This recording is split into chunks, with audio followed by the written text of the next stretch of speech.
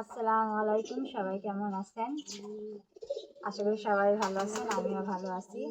এই তো ঈদ চলে গেছে।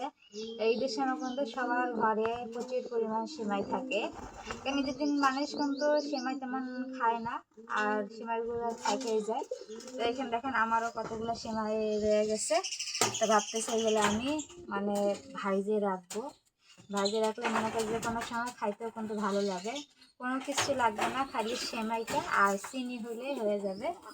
তো এখন আমি কীভাবে সেমাইগুলো ভাজছি সেগুলো দেখাবো। কারণ সেমাইগুলো কড়াইতে নিচ্ছি, একটু ভাঙিয়ে নিব।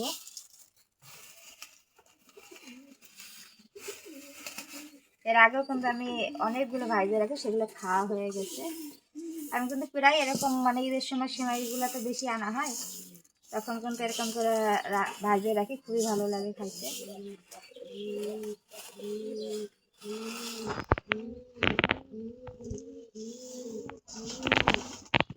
এটা আমি সেমাইগুলো দিয়ে নিলাম, আর এখন আমি দিয়ে নেব চিনি।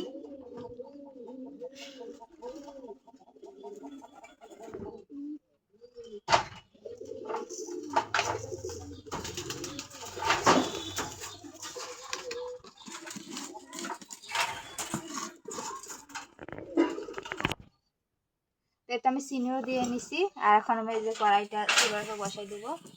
এর মধ্যে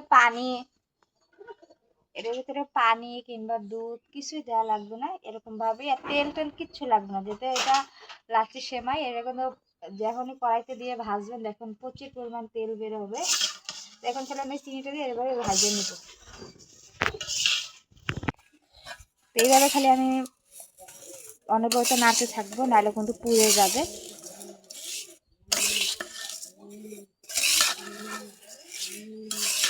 এই সেমাইটা খাইতে কিন্তু খুবই ভালো লাগে।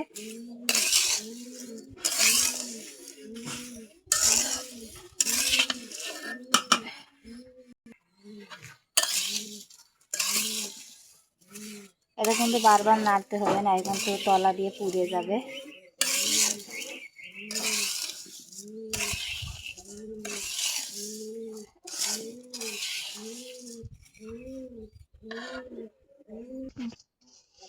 এই দেখেন এটা কিন্তু বাদামি কালার হয়ে যাচ্ছে। আর এগুলো গ্যাসের চুলা রান্না করলে একটু ভালো হয়, আস্তে মন মতো জাল দেওয়া যায়। আর যেহেতু এটা লার্কির চুলা, অতটা কিন্তু খুব সাবধানে রান্না করতে হয়। এই যে এখানে কিছু বাদাম নিচ্ছি, কিশমিশ বাদাম, এগুলো আমি দিয়ে দেবো।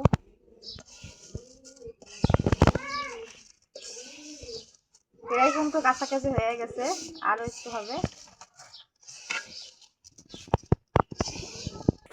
এই যে আমার কিন্তু প্রায় ভাজা কিন্তু হয়ে গেছে, দেখেন কত সুন্দর কালারটা আসছে। আর এইগুলো মনে করা রান্না বান্না শেষ হয়ে যখন যাবে, আপনারা যখন রান্না বান্না শেষ হবে তখন কিন্তু আগুন থাকবে প্রচুর পরিমাণ চুলায়, সে আগুনের তাপে তাপে ভাজতে হবে। এই দেখেন আমার কিন্তু এই যে চুলা হালকা জ্বলতেছে। আর যাদের গ্যাসের চুলা আছে তারা সুন্দর করে আস্তে ধীরে রান্না করতে পারবেন, এরকমভাবে ভাজতে পারবেন। এই তো আমার কিন্তু প্রায় হয়ে গেছে, আর একটু হবে।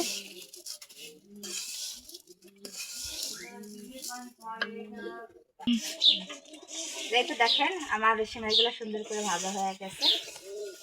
এই যে একবারে বাদামি বাদামি হয়েছে।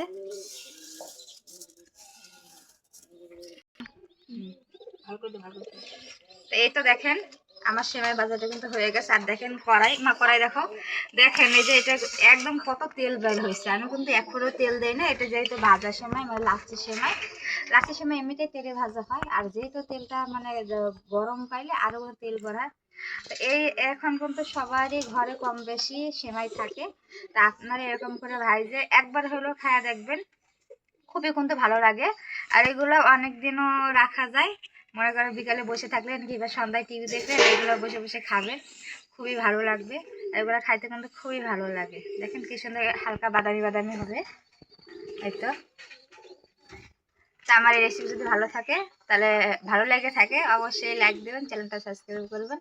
তো সবাই ভালো থাকেন, সুস্থ থাকেন, আল্লাহ হাফেজ।